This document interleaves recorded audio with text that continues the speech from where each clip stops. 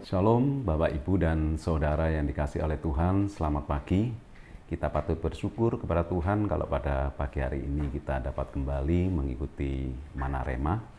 Dan kiranya kebenaran firman Tuhan yang sebentar kita dengar itu boleh menumbuhkan kerohanian kita dan mendewasakan hidup kita agar keserupaan dengan Yesus itu semakin nyata, sehingga kehidupan kita semakin hari semakin memperkenankan hati Tuhan dan boleh berdampak bagi kehidupan orang lain. Namun sebelumnya mari kita berdoa.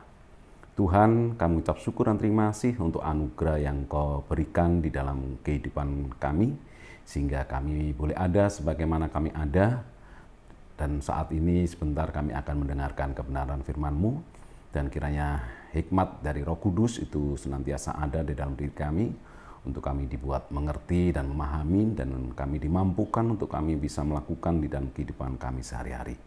Terima kasih ya Tuhan, hanya di dalam nama Tuhan Yesus Kristus kami sudah berdoa dan mengucap syukur. Haleluya, amin. Bapak, Ibu, dan Saudara yang dikasihi oleh Tuhan, firman Tuhan pada hari ini saya beri topik hamba. Mari kita buka Alkitab kita di dalam Injil Lukas pasal 17 ayat 7 sampai yang ke-10. Demikian bunyi firman Tuhan.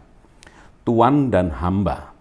Siapa di antara kamu yang mempunyai seorang hamba yang membajak atau mengembalakan ternak baginya akan berkata kepada hamba itu setelah ia pulang dari ladang, "Mari segera makan."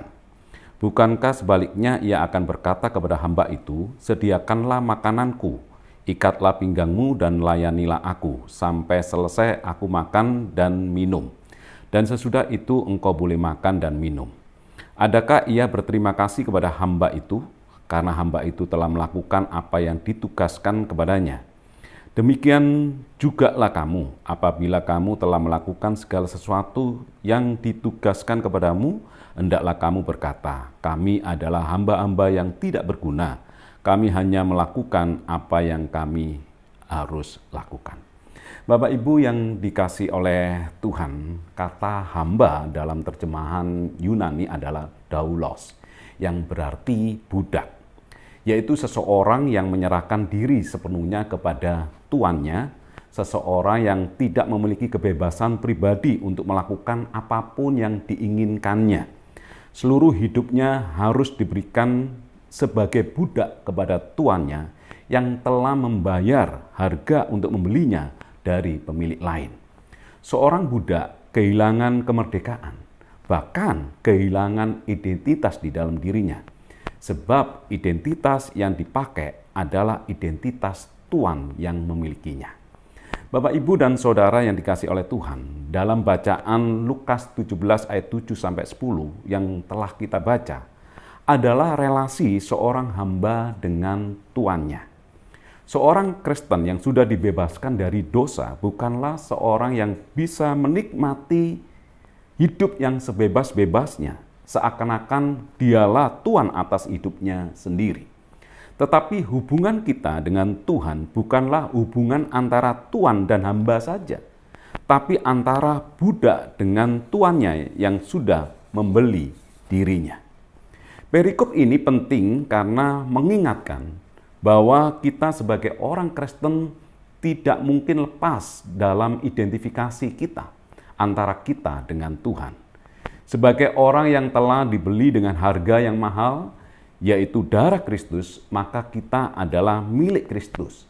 Sehingga kita punya identitas yang tidak lepas dari Tuhan kita, yaitu Kristus.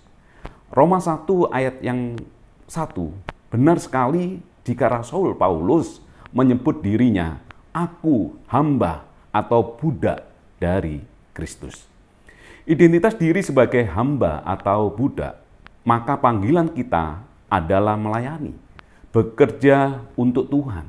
Jika kita mengatakan diri kita hamba, bahkan budaknya Tuhan, maka tidak seharusnya ada orang Kristen yang tidak bekerja bagi Tuhan.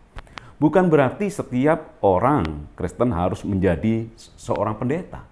Tapi apapun yang kita kerjakan bukan berbicara tentang kita.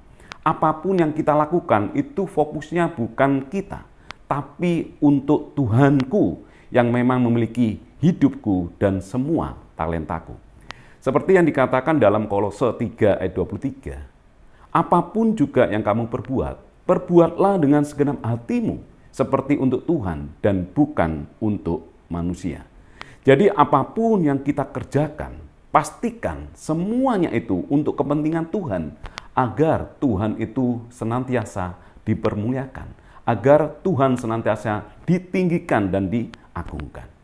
Bapak, Ibu, dan Saudara yang dikasihi oleh Tuhan, sebagai pelayan Tuhan, janganlah kita mencari nama, mencari pujian, mencari hormat, apalagi imbalan sebagai kompensasi yang telah kita lakukan. Diri sendiri bukanlah hal yang penting, tetapi Kristus yang harus terus dipermuliakan di dalam kehidupan kita. Seperti seorang hamba atau budak, semua pekerjaannya tidak mesti mendapatkan pujian. Meskipun tidak ada pujian yang diterima, seorang hamba atau budak akan tetap melakukan tugasnya, melakukan pekerjaannya dengan setia. Itu sudah selayaknya. Dan marilah kita juga menteladani Yesus. Yesus yang telah mengosongkan dirinya sendiri dan mengambil rupa seorang hamba atau daulos atau budak dan menjadi sama dengan manusia.